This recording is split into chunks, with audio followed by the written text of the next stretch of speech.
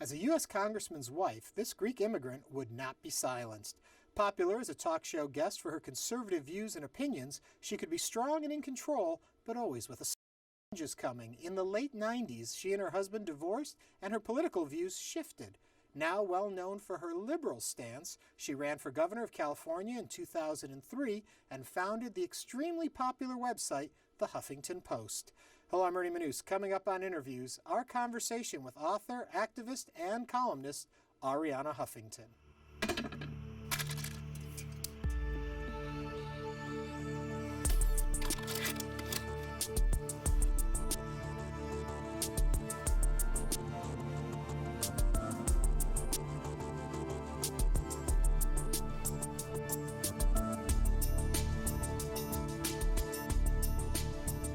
Time I had an opportunity to talk with you, you had just published The Fourth Instinct. Does that still stand today? Absolutely. It was actually in 1994. Yeah. And The Fourth Instinct, which is about the instinct that takes us beyond the first three that everybody agrees we have, survival, sex, and power. The fourth instinct is the instinct that drives us to find meaning in life, to make a sense of life, to find a purpose beyond our own material pursuits. And what is fascinating about this new book, Third World America, is that in the final section, which for me is the most important section, the section about solutions, I talk about the need to tap into our fourth instinct. Because we may all disagree about what the role of government is, and government has a huge role to play in preventing us from becoming a third world country, but also we have a huge role to play. And we have a choice to make, whether we tap into that fourth instinct and approach our life with that sense of commitment, not just to our own lives, but to our community, to the people around us who need help. And as I was writing this book, I was stunned by the numbers of Americans around the country who are doing just that, even when they've lost jobs, even when they've lost homes. I'm curious, though, for the casual observer, the person that wrote The Fourth Instinct would seem a very different person than the person you are today. They would think politically you were in a different position, all that. Is that correct? Is there a different Arianna today than back then? I wouldn't say a different person. I think that there's a constant evolution in all of us. And I have done my evolution in public. So since I think my thoughts aloud, and I write them in books, people know what I'm thinking. Right. And very often, we all kind of are thinking about a subject and then we see another angle to that subject. So in my own evolution, there have been certain things that have been constant and certain things that have changed. The constant have been that sense that we have a responsibility for the least among us, as the Bible puts it. Right. And I feel that this is part of every religion, this is part of every humanistic tradition. And when I was a Republican, which was when I was here for the Fourth Instinct, I thought that the private sector had the real responsibility, that government wasn't going to solve these problems, but we had to solve these problems. And my shift was that I saw that these problems were so enormous that we also needed the raw power of government appropriations, and that government was in any case in the game. I mean, government is making choices all the time. I mean, government is giving subsidies, government is regulating, government is producing a safety net. So then we had to ensure that government was making the right choices. Right. But before we get into all of that, I'm curious, in the shift part, was it you actually shifting, or was the playing field changing? Were Republicans getting more conservative? Was the Democratic ideal hitting more toward the middle? Were you pretty much standing still and the world was changing around you? No, I was changing too. I think right now, of course, the world is changing around me a lot faster. With what's happening within the Republican Party, with the Tea Party movement, with what's happening with the incredible anger and frustration at the political process that have been unleashed around the country. Mm-hmm. Take me all the way back then. When did all of this begin for you? When did you have this sense of purpose in life? Well, I was very blessed to have been born in Greece, in Athens, and to have a mother who was entirely self-taught, but a sort of lifelong learner. I mean, she was constantly reading and underlining books and teaching us things. And she always made us feel that we could strive for the stars, whatever we wanted to do, and that if we failed, that was fine.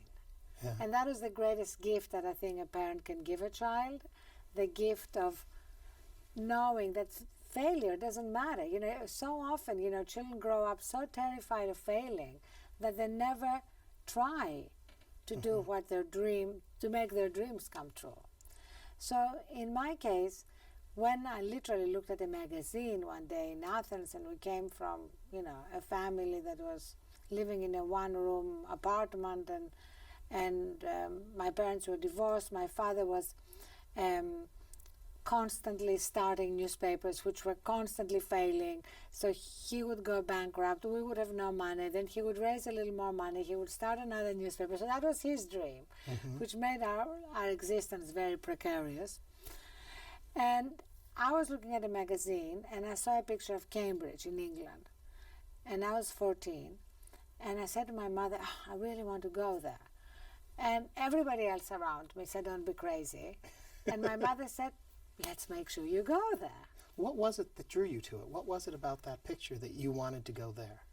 I don't know. There was something about that place that was like a place where you could go and really engage in ideas and really understand things, and also be surrounded by extraordinary beauty. Yeah. And I worked really hard. At the time when I saw that picture, I barely spoke English.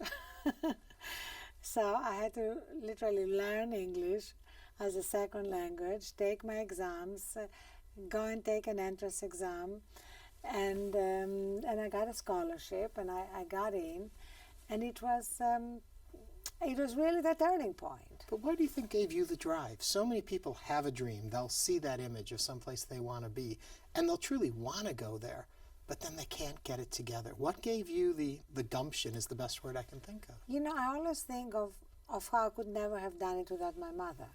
Yeah. Because I think when we can become enablers of each other's dreams, that is such a special thing to do. And she was an enabler of my dreams, because without her, I could not have made it. Yeah. What do you bring of those lessons to your children? Well, that's a big lesson for my children. You know, they go through different problems. You know, my youngest daughter is a big perfectionist, and she went through anorexia, which was a really tough challenge for all of us. And the lesson that we learned through her, and that she learned, was that when, as part of her therapy, she started volunteering at a place called Home in South Central Los Angeles, which I'm on the board of. It's a place for at-risk children in Los Angeles. It just really shifted a lot of things for her in a way that could not have happened with me just talking about it. Right. Because she saw firsthand what children were facing, you know, the dangers they were facing to their lives, how incredibly difficult their lives were. And so her own problems, all the things that she was concerned and worried and anxious about, suddenly became very small.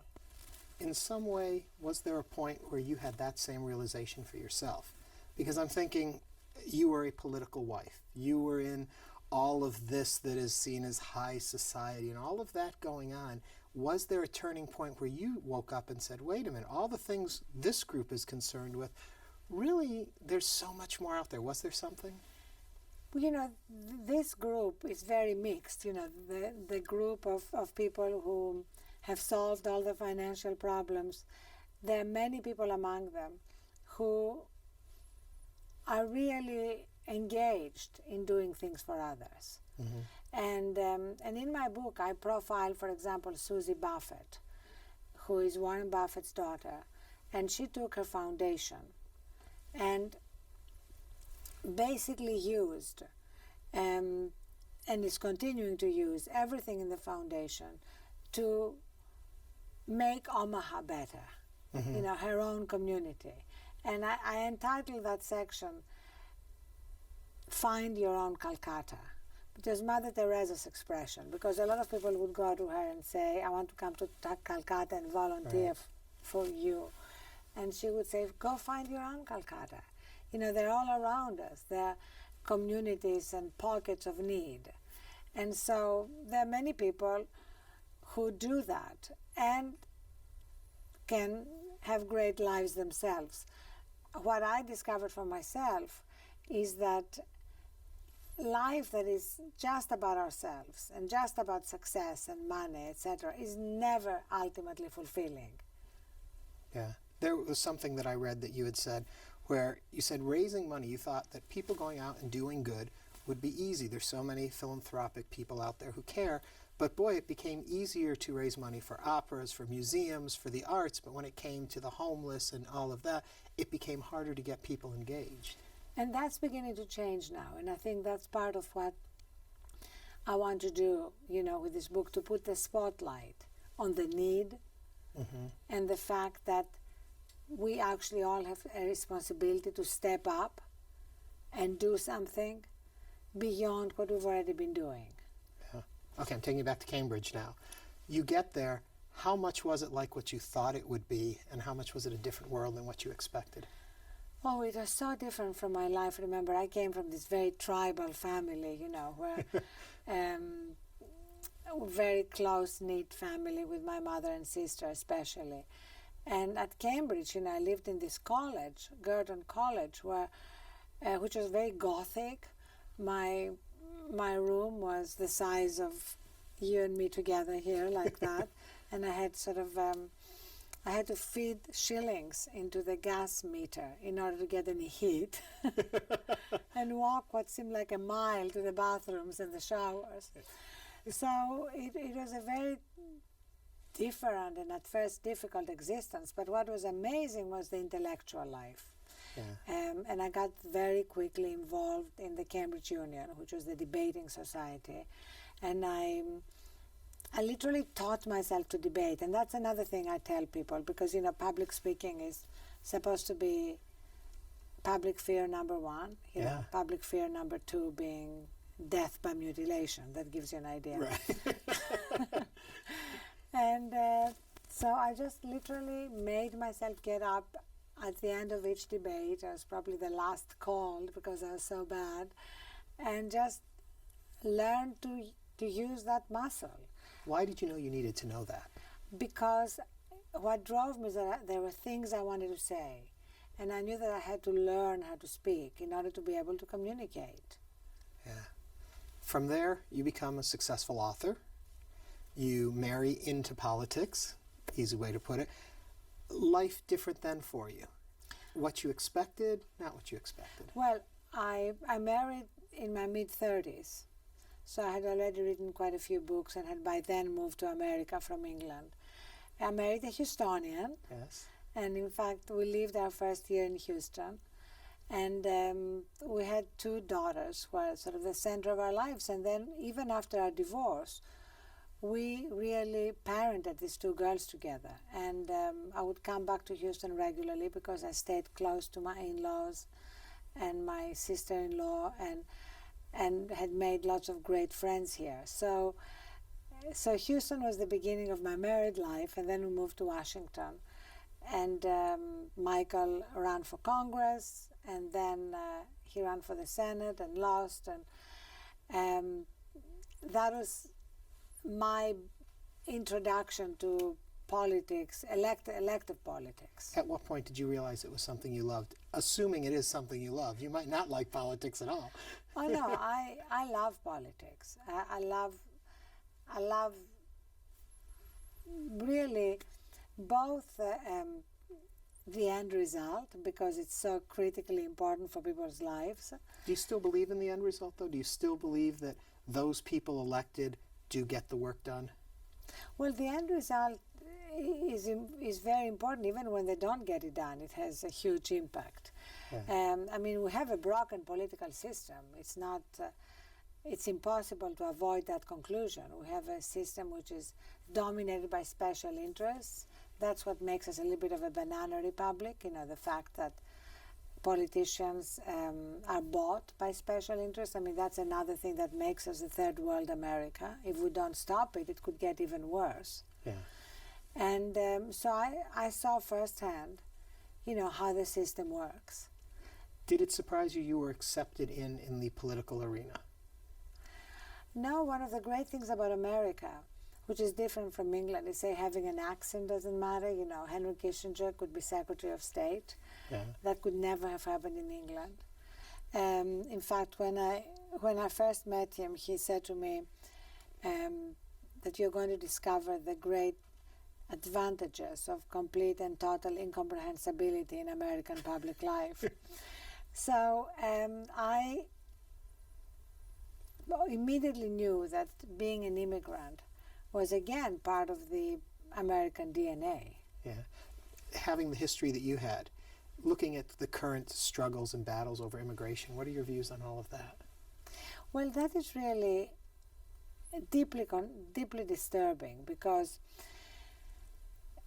it's what happens always in times of great economic anxiety. And in the book I went back and looked at other times in history, the 1880s, when we ended up deporting Chinese workers, the 1930s during Herbert Hoover's time, when we actually deported American citizens of Hispanic descent. Mm-hmm. So that's what concerns me, that in times like this, when people are losing their jobs and losing their homes, or even if they're not yet losing them, they're worried that the other shoe will drop. Yeah. And that's when we have a tremendous responsibility to actually tap into our better angels. Yeah. Tap into our fourth instinct, to go back to the beginning of our conversation, in order to produce a sort of countervailing force to those who are tapping into our basest instincts and bringing out what is worst in us. Do you think the same reasoning for all of that is what's going on at ground zero with the mosque debate? Is that the same situation? Oh yes, I mean, it's you turn against immigrants, you turn against Muslims, you turn against the other.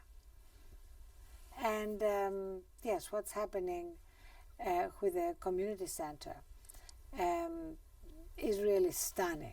Mm-hmm. It's, to me, the fact that you have commentators saying 71% of Americans are opposing it is something which, the only way I can describe it is, imagine if when Rosa Parks refused to give up her seat on the bus, the commentators were leading with 71, I'm sure it was 80% or 90% of people in Montgomery, Alabama opposed Rosa Parks. Right. Did that make Rosa Parks wrong?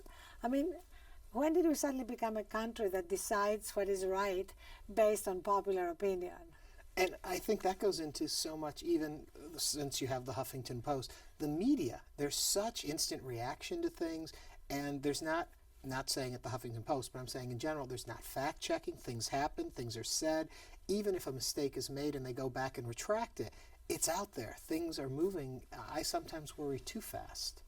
Yeah, but that's not the problem of the internet, trust me. I think traditional media missed the two biggest stories of our time, with a few great exceptions.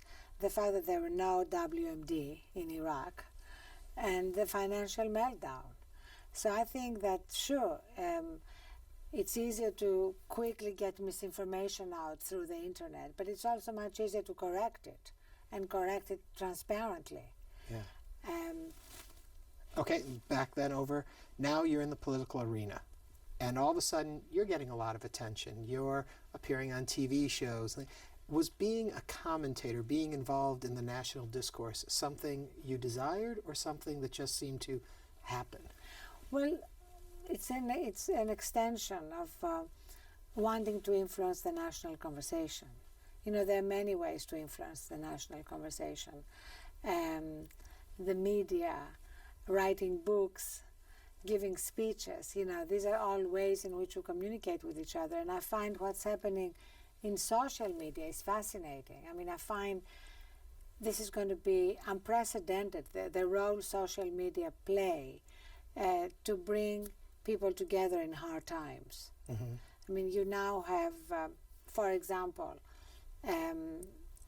a site called HelloWallet.com that came together to provide people with financial literacy at an affordable cost, like $5 a month.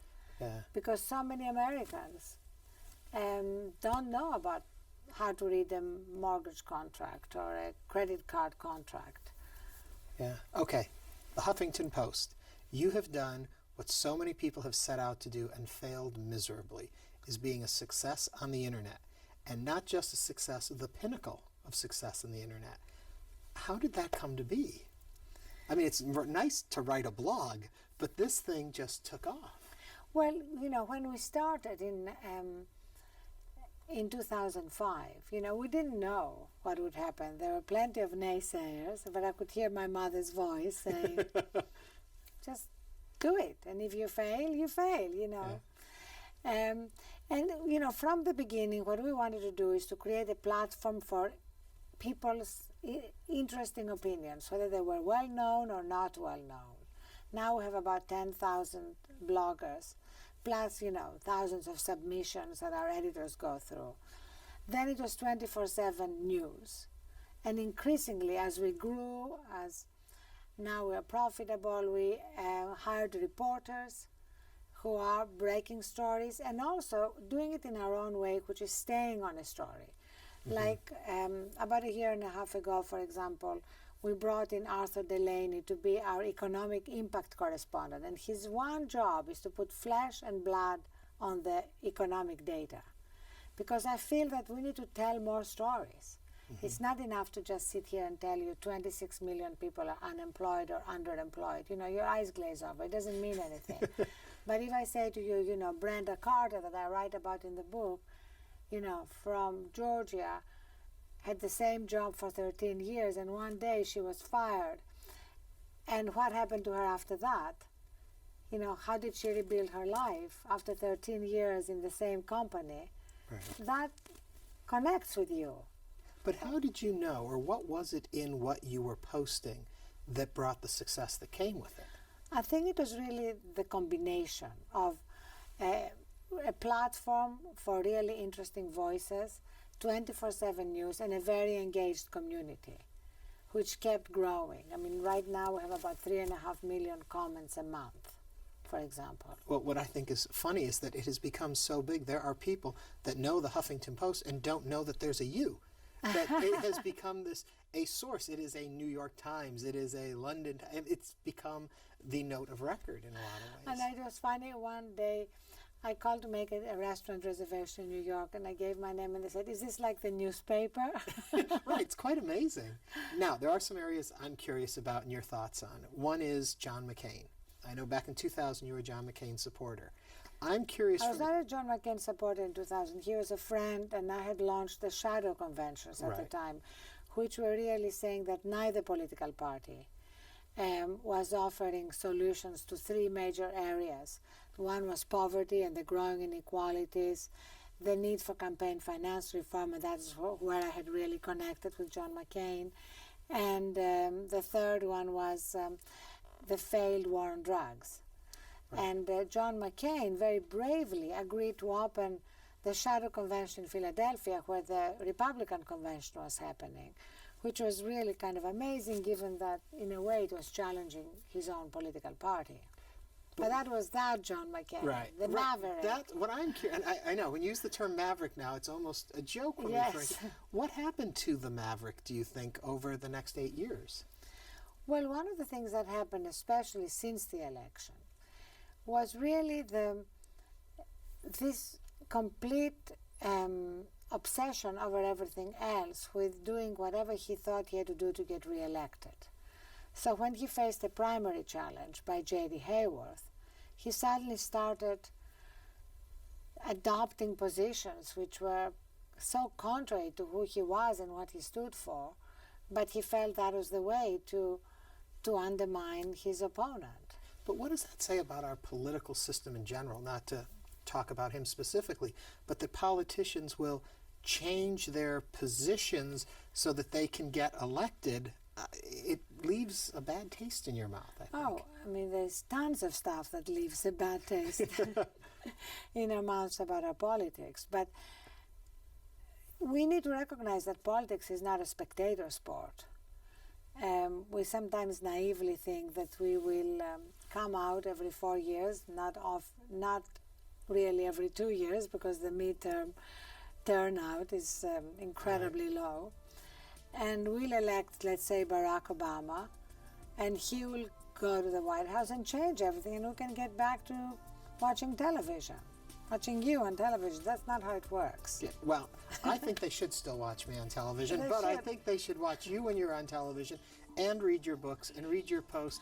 And we are out of time. Oh, wow. It went that Thank quick. you. Thank you so much for sitting down and talking with us, and thank you for all the hard work you do. Thank you. Arianna Huffington.